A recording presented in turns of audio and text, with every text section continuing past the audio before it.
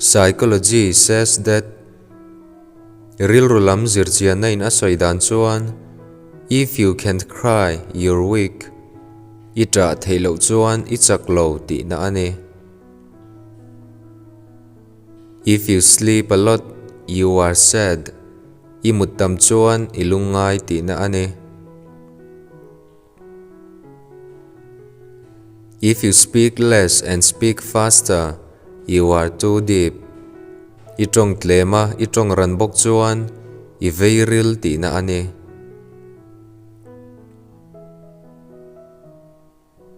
If you laugh a lot and that too at useless things, then you are empty inside. Thil omjanei lova inu ivak vak chuan chung rila iruak hle ti na ani.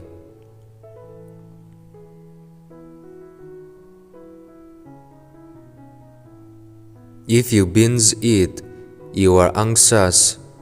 Thil ei vak chuan hlau thong tak chungin I thlalhel ti na ani.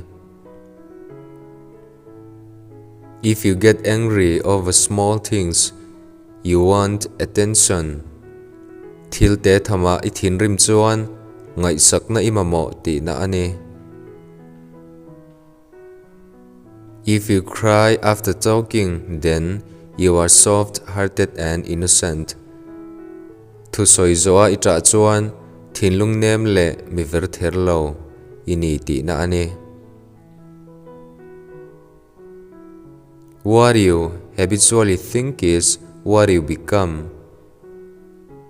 Ithil ngai tu athan apiang tekha ini na tilang chiang tu ani.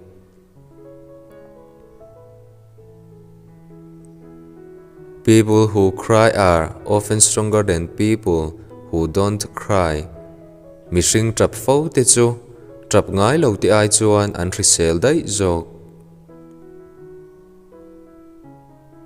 When you smile, your energy sin increases. Inui sei khan tharhui lo to te chu alo pungzel thin.